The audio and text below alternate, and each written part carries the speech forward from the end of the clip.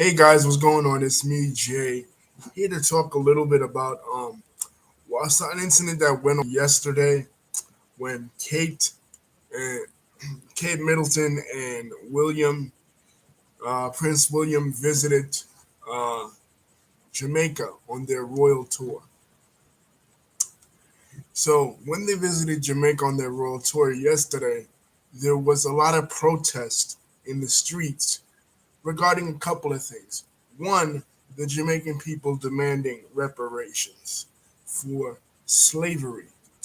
Two, the Jamaican people declaring themselves independent and becoming a republic, much like Barbados did in November of last year.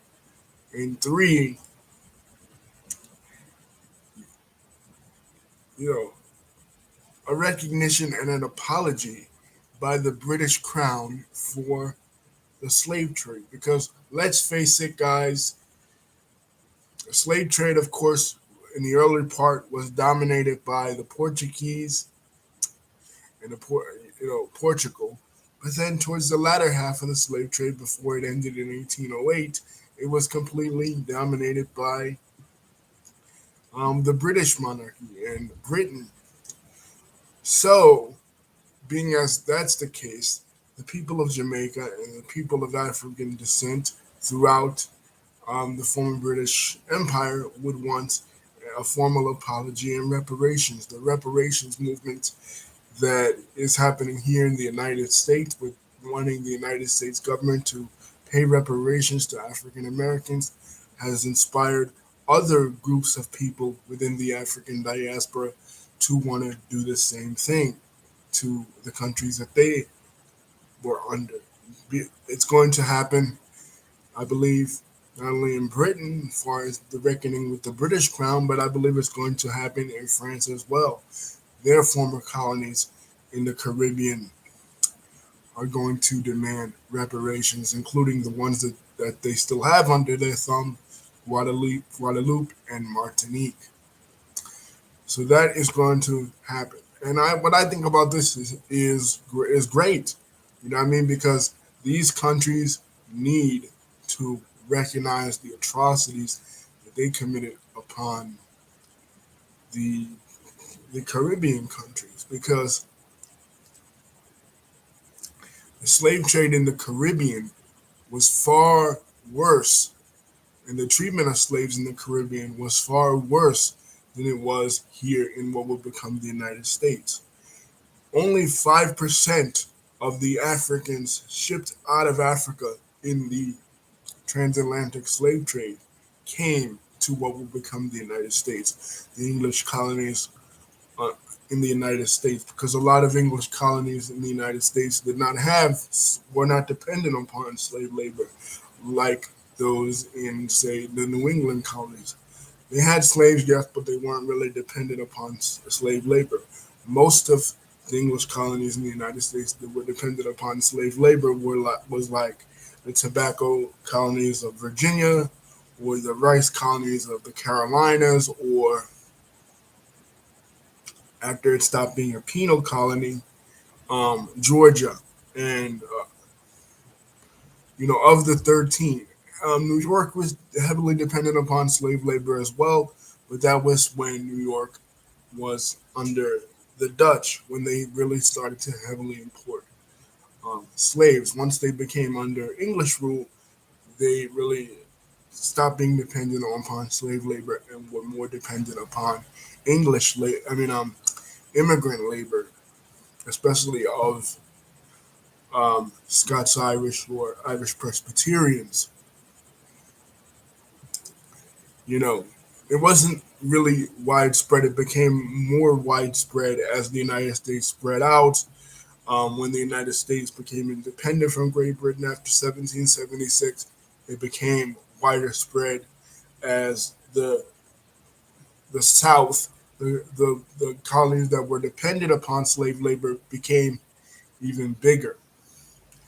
And then by the time of the Civil War, it was tremendously huge. But during the time of colonial rule here in the United States, no.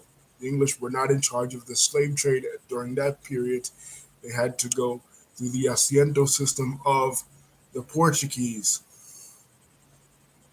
So they didn't import a lot of slaves. But during the latter half of it, yes, they imported a tremendous amount of slaves, and most of the slaves they imported were in the Caribbean when they took control of Jamaica from the Spanish in the late 1700s. Yes, the Spanish really in Jamaica they really did import a lot of slaves, but when the British took control of Jamaica in the late 1700s, they started to import a lot of slaves, and Jamaica was the main sugar colony of the British Empire. It was the driving force behind what would become the Industrial Revolution in Britain. Was that money garnered from the slave trade and from their top sugar colony um, in the Caribbean? Because sugar during that time was kind of like oil is right now. Oil right now is the most precious commodity that the world has. It is the commodity that people will go to war for. In the Middle East and Eastern Europe and stuff, they'll go to war for oil. Well, back then it was sugar. Sugar was the driving force. Spain had Cuba. Spain didn't want to let go of Cuba. France had Haiti. Of course, the Haitians rebelled in 1804 and they themselves gained independence in that country. And Jamaica had Britain, and Britain had Jamaica. Britain didn't let go of Jamaica to become an independent republic until 1962. And still to this day, Anthony Holness, the Prime Minister of Britain, is under the rule of Queen Elizabeth. If you look at the official documents of Jamaica, Queen Elizabeth II is still the head of state in Jamaica. Even though Anthony Holness is the head of the government, much like Britain itself, the head of the government and the head of state are two different positions. Being as a constitutional monarchy, the head of government and the head of state are two different positions. Unlike here in the United States, where the president of the United States is both the head of government and the head of state. In Britain and the former British colonies, even in Canada, it is not like that. The Queen maintains rulership status in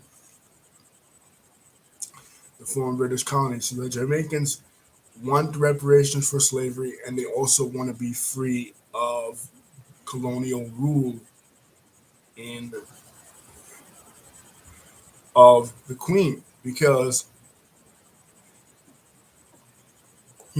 they're waking up and they're seeing how African Americans are doing it. And much like in the 30s, when Marcus Garvey, 20s and 30s, when Marcus Garvey came to the United States and he founded the UNIA, and then they were inspired by what African Americans were doing in terms of waking up their consciousness, the Jazz Age, the Harlem Renaissance, and all that. Then they began to be inspired, and out of that came Rastafarianism. Out of that came a recognition of their Africanness, because much like other people in the African diaspora, Jamaicans and other West Indians were made to feel ashamed of their Africanness. But in the 20s and 30s, they began to break those chains and they began to be more conscious of their African heritage, particularly linking it to the biblical heritage of the Ethiopians and the kingdom of Solomon and Sheba. And they created the Rastafarian religion, which heavily emphasis on Africa, has heavily emphasis on Pan-Africanism and ideals about African unity. That was in the 20s and 30s. And it was ironic because Marcus Garvey was himself a Jamaican man, but when he was in Jamaica, because of their colonial mindset and their love for Britishness, he could never get the he could never get the movement, the UNIA movement, off the ground because they thought of themselves as British subjects. It wasn't until he went to America in Harlem that he did that, and then later the Harlem influenced the Jamaicans and the West Indians. It wasn't the other way around because, see, in those places, the white oppression is absentee. Yes, the whites were pressing them, overseas in Europe through a colonialist system. Even during slavery, most of the owners the owners were absentee. They didn't live in the country, so they didn't experience oppression on a daily basis in the same way that African Americans experience oppression on a daily basis. You know what I mean? So when you experience oppression on a daily basis, you are more likely to become conscious. So, and then in the 1960s, when African Americans were fighting for civil rights and an end to Jim Crow, during that time, you know, Jamaicans and West Indians, and then by that time too, black people from the West Indies and from Africa that had moved to Britain were also beginning to become conscious, and you had figures like Michael X, and you had the Notting Hill riots in the '60s of African consciousness in Britain itself and African consciousness in the British Empire. So the African, the Black Power movement inspired, in the United States, inspired those same sediments in the West Indies. Now, what you're seeing is the reparations movement, the Black Lives Matter movement, the movement against police brutality, influencing the West Indies as well, influencing the rest of the English speaking world in terms of Black people. You're seeing a waking up, a re-waking up. Now they're going a step further. Now they're not just saying, okay, we want to feel comfortable within the system of white supremacy in the British Empire. We want to expand that, and feel, we want to assert our identity and rights even beyond that. And we don't even want to be a part of the British Empire, a part of the British crown anymore. We want to be completely independent. We want republicanism, and that is good. So on three different occasions in history, you had African Americans influencing the consciousness of Black people within the British Empire, in the West Indies, in Jamaica in particular. Now, I'm not going to say that Jamaica was without, um, you know, an African consciousness of their own or rebellious spirit of their own against white supremacy, because they were. In the 1830s, right before the end, Britain ended slavery in their colonies in 1834. But right before that, there was a woman named Queen Nanny. She was a ruler of the Maroons. Maroons basically were escaped slaves who they went off, they left the plantation, and they formed their own internal separate societies that were autonomous within that. And they were, they had them in Panama, they had them in Suriname, famously. They still exist in Suriname, the former Dutch colony of Suriname, which they called the Bush Negroes.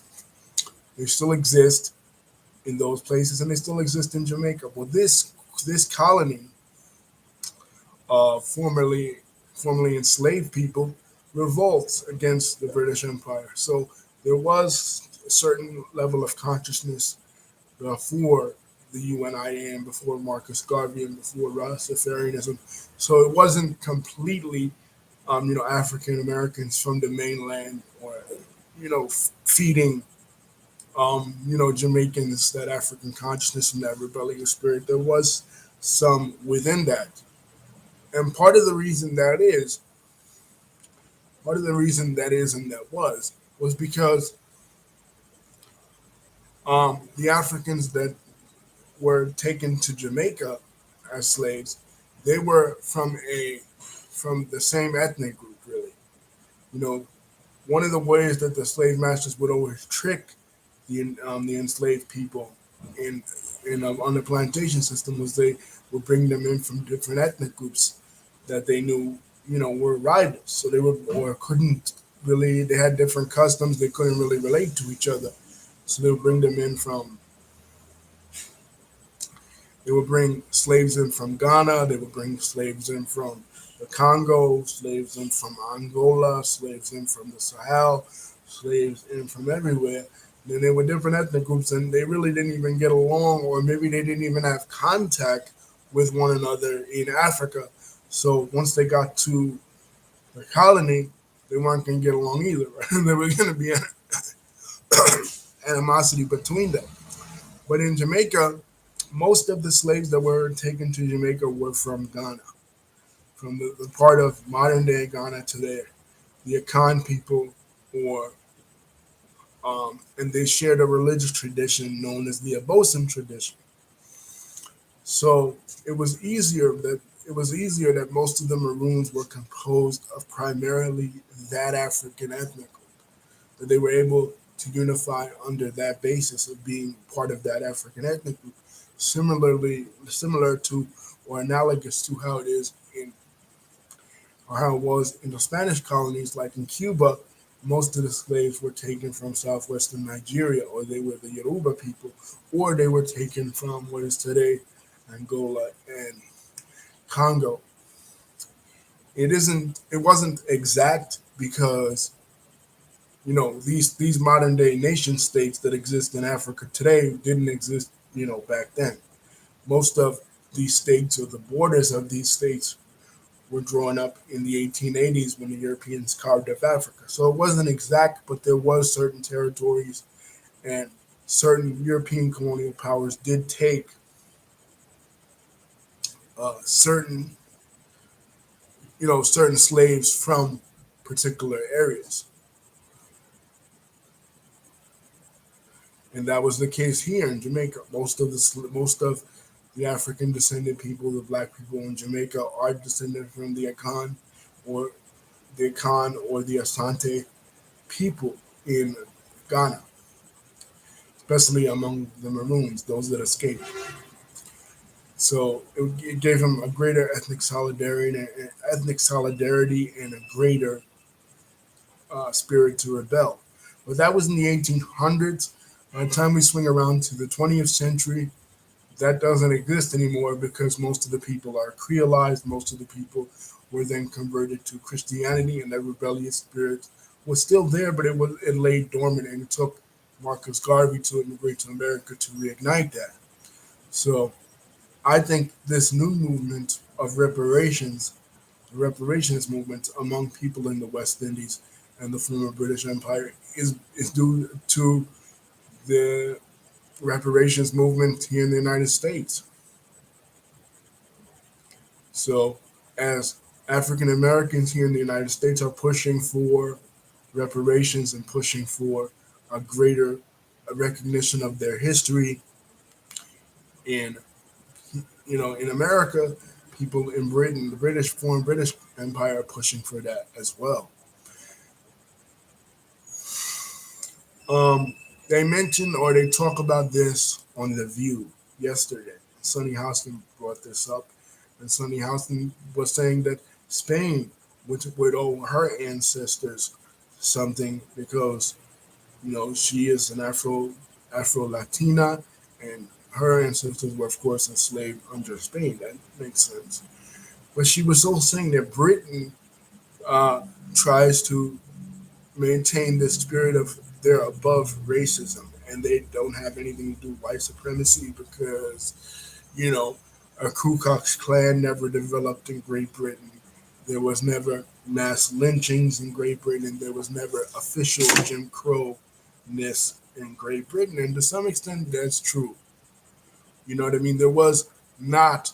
this official separation of people in Great Britain that was official here in here in the United States. There was official segregation. It was on the books in 1894, Plessy versus Ferguson. It was on the books in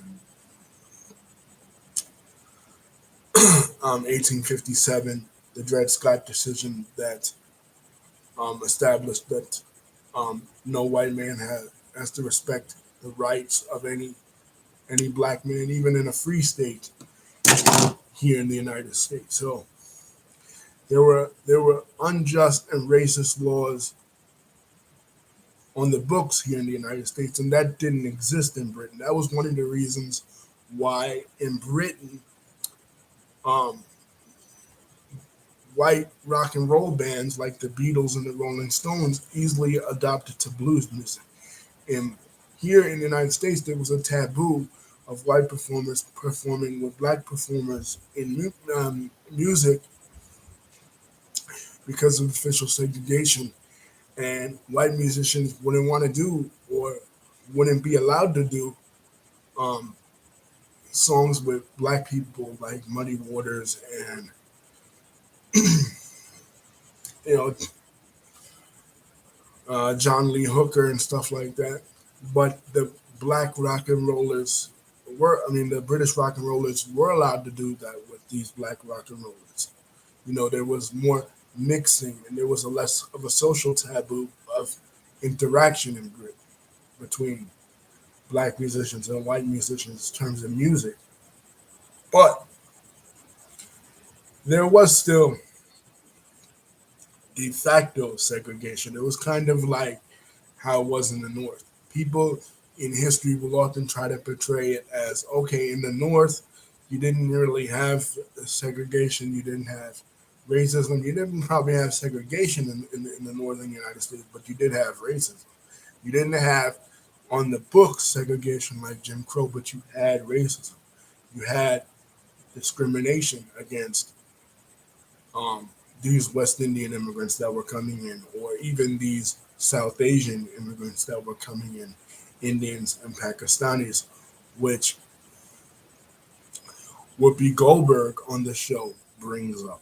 Whoopi Goldberg on the show, she brings up that she goes, oh well, it wasn't just you know, it wasn't just black people, it was Indians, Pakistanis, Bengalis, and others. Yeah, that's true. They were British subjects as well, and after World War II, they migrated to Britain, and they faced, certain legal disabilities and certain discriminations. But again, just because it wasn't it wasn't legally on the books like it was here in the United States, it doesn't mean it didn't exist. It existed. There was racism and discrimination. There was riots. There was racial attacks. The skinheads, the modern day skinheads, started in Great Britain in the 1970s and 80s, and this was a response to immigration from the former British Empire. You know what I mean? Of black people and of South Asian. But like Sonny Houston said, we're specifically talking about black people here. I understand the point that Whoopi Goldberg is trying to make, that there was discrimination of all of other races within the British Empire, but they weren't enslaved. They were there was indentureship. Yes, that's true, and there was discrimination by the time they got to Britain, but there wasn't actual slavery. So when British people try to say or try to tell you, well, there was never, racism in Britain, or there was never discrimination in Britain, maybe there wasn't legal discrimination, maybe there wasn't legal segregation, but there was de facto segregation, just like there was in the northern cities of the United States. It was more along the lines of classism, yes, because before there was even racism in Britain, before there was even any large mass immigration of people from the former British Empire, the former British colonies, there was always classism in Britain and England. So maybe that, you know, played, that played a role as well. But don't let people try to gaslight you, and people that are British or whatever try to gaslight you.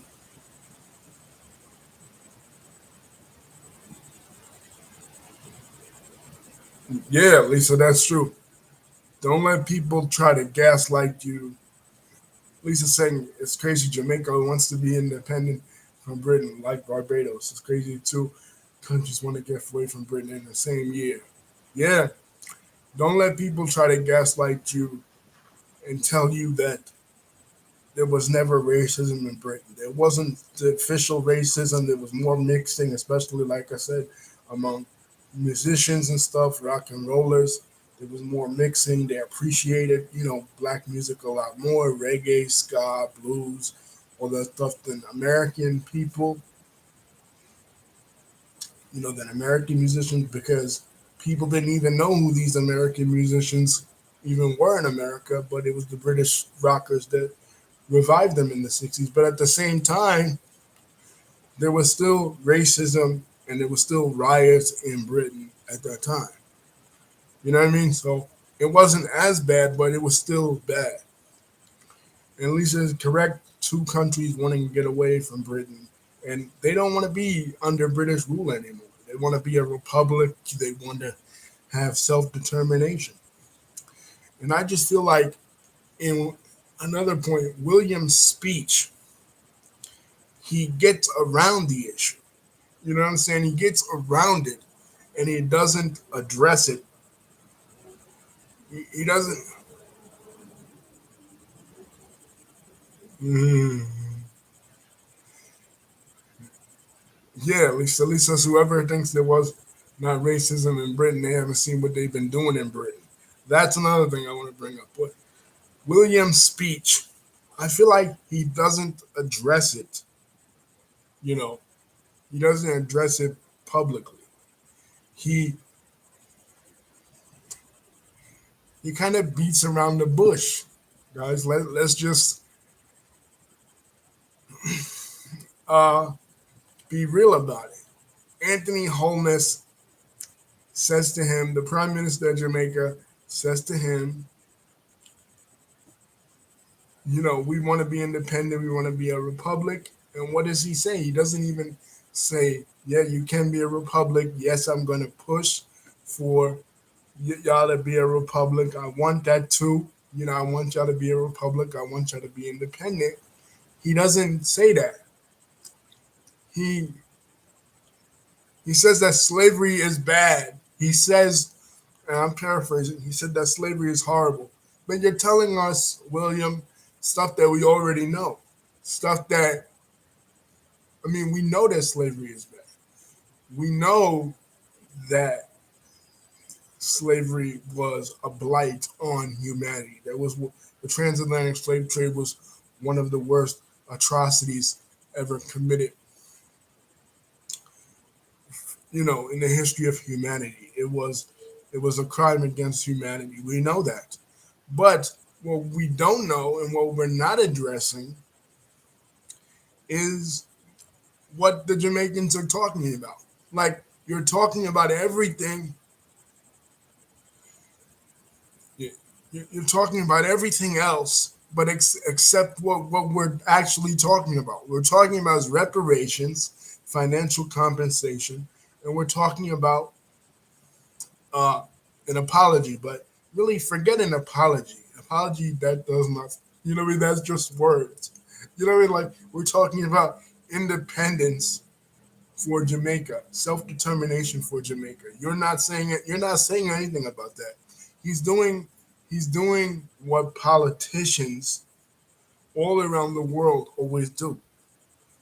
This is what I can't stand about politics. We talk about this in my Kamala Harris video, the review of my Kamala Harris book review video. When politicians, they talk in circles. They say a whole lot of stuff without saying anything at all. Like, just come out and tell me, is Jamaica going to be independent, or are we going to have to fight?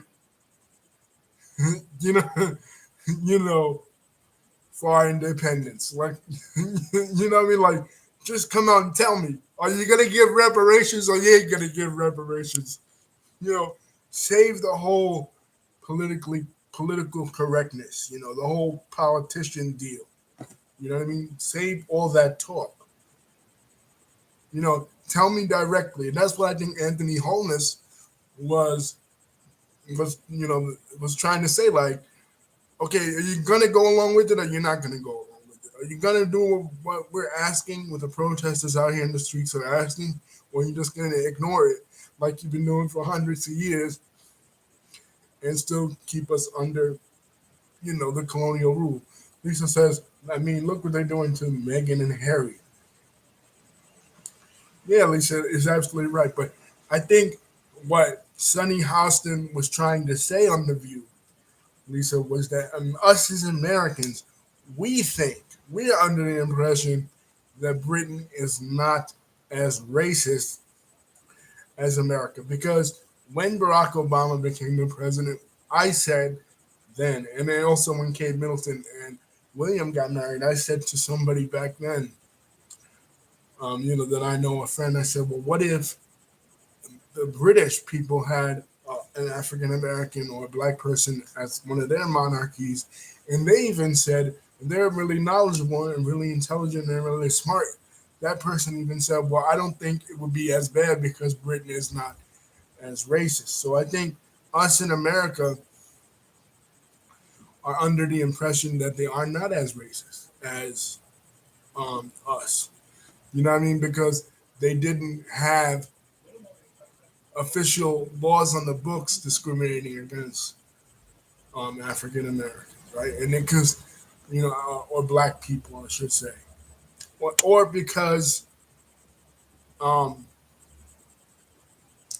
during the American Revolution, most of the African Americans, you know, fought for the side of the British. There were some African Americans that fought on the side of the Americans, that's true, but most of them remained loyal to the British and wanted for the United States to remain under British control because the British promised them that if they won the Revolutionary War and the War of 1812, that Britain would step in and end slavery, and because Britain ended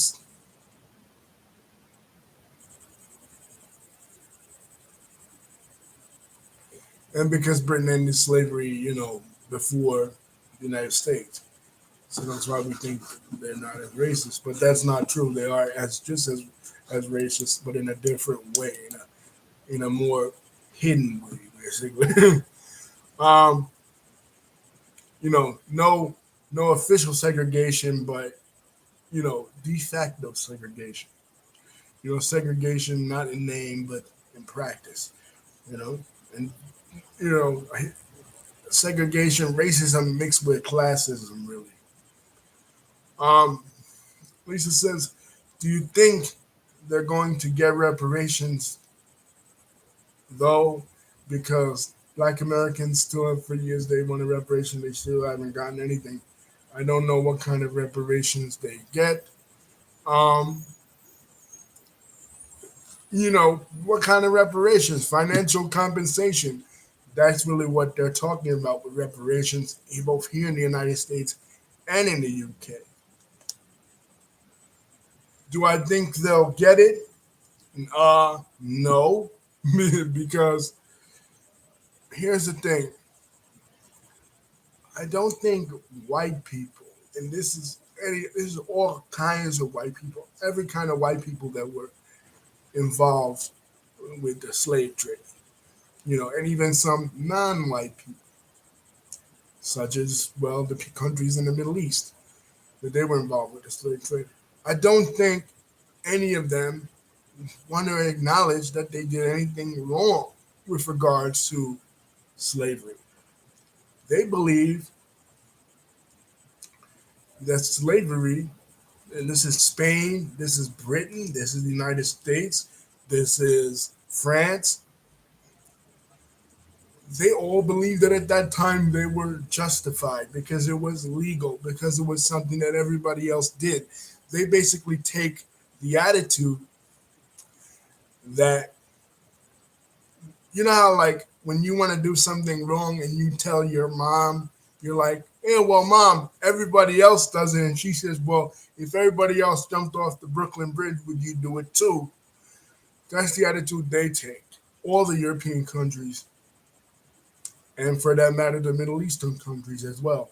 They take the attitude like, well, everybody else did it, so we did it too. You know what I mean? And we didn't do anything really wrong. Publicly, they will say their politicians, the Prince William, all the presidents, the King of Spain, maybe the person in France like Emmanuel Macron, when they come up with it in France, publicly they will say, yes, it's wrong, blah, blah, blah. They will say that publicly. But when it comes to putting resources on the ground, when it comes to putting, pen to paper and really paying off these countries, and these populations of people of African descent, black people, what have you, that they're not going to do. They're not going to put their money where their mouth is because they really don't believe in their heart of hearts that it was something wrong. You know, they believe it was something right because they believe that that's what every country did back then. You know what I mean? It was a pre-industrial age. It was a time depending on agriculture. Now, it isn't true that every country had slaves. You know what I mean? Some countries outlawed slavery hundreds and hundreds of years before that. You know what I mean? But that's the justification they use. Well, everybody else was doing it, so we were doing it too. You know what I mean? Or here's another justification they will sometimes say. They will sometimes say, well, African people, African tribes, like we talked about the tribalism, the different tribalisms in Africa and how they would get slaves from one tribe, put them on a plantation with slaves from another tribe to cause disunity. Well, sometimes white people from these other countries and white people from here will sometimes say, and you'll hear this argument a lot, you will hear them say, well, you know how we got them slaves? You know how the slaves came over? Other Africans sold other Africans to the white people, and that's how we got them. So if you want to blame somebody, blame the African countries, right? You'll hear that sometimes. Um, and that's the justification they will use. They'll say, well, not only was every other country doing it, not every only was only every other civilization was doing it, but the Africans sold us the slave. They sold other Africans to us, so we took them. That's a lame excuse because just because they were selling them didn't not mean you have to buy them. If somebody sells crack, it doesn't mean you have to buy crack. Like, just because somebody is doing a bad thing, you could take the moral high ground and not participate in that. But they didn't want to do that. They felt that at that time, justified by Christianity, African people, black people didn't have no soul. They weren't human beings. They were just, you know, commodities to be bought and sold. And African people had familiarity with the particular crops that they were trying to grow. Sugarcane in the West Indies, tobacco in the South, cotton in the South, grain, maize, cattle work in Central America. So they needed a replacement for the Native Americans that all pretty much died out because of European diseases and European colonialism. So they used the Bible and pseudoscience to justify the enslavement of Africans. And now what they'll say is, well, the other African tribes sold it to us, so we just took them. They instigated the wars between these African tribes. They would offer African tribal leaders guns, they would offer African tribal leaders protection in certain cases. And a lot of the animosities that exist right now in Africa between the different tribes were instigated by the British, the French, the Portuguese, the Spanish, and the Americans. You know, have their origins in the transatlantic slave trade. So that's a lame excuse. Lisa says, why do the royals have a tour of these countries in the first place? Because they're still under British rule, so they want to show off. In the movie The Crown, in that movie as well, you see Queen Elizabeth the first. I mean, excuse me, the second, touring around with her husband too in Kenya, in Tanzania, in all these countries, all these African countries that are gaining independence, and sometimes it gets violent.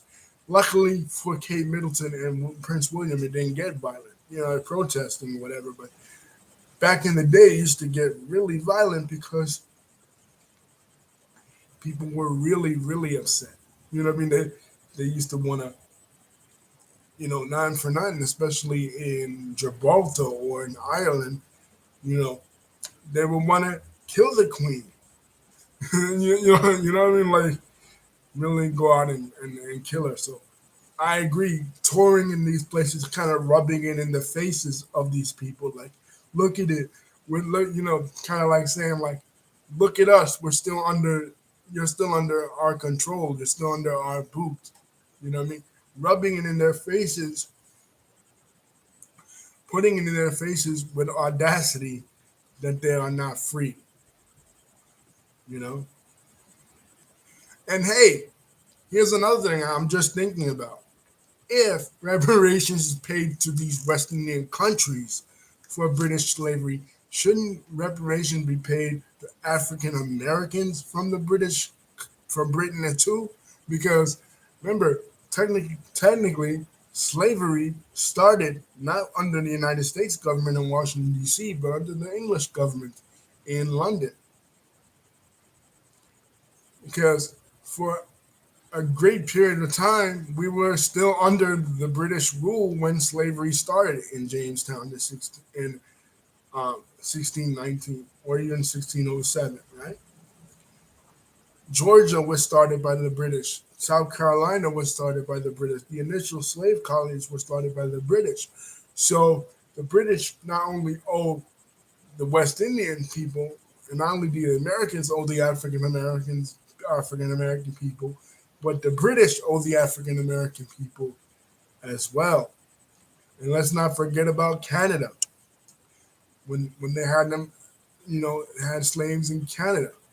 So all these countries, all these Western European countries have to reckon. And I feel as long as the United States continues to treat Puerto Rico the way they continue to treat Puerto Rico, as long as France continues to treat Guadeloupe and Martinique the way they continue to treat Guadeloupe and Martinique, and as long as the British continue to treat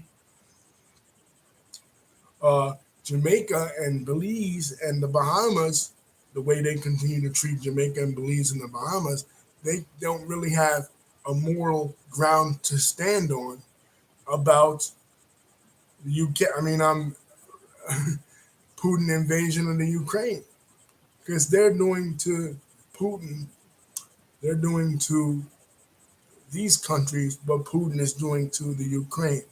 He feels like he's justified in ruling over the Ukraine. He feels like he's justified in keeping his boot on the neck of the Ukrainians and depriving the Ukrainians of their culture, their religion, their mores, their ways of life, just like Britain.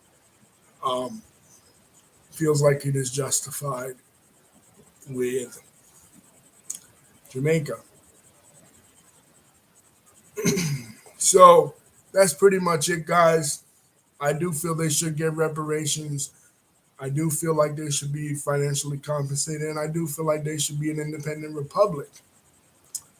Don't forget to like, comment, and subscribe. Thank you, Lisa, for contributing. And I feel like again they don't have a moral leg to stand on. How can you criticize Putin when you yourself are doing it to another country? Peace.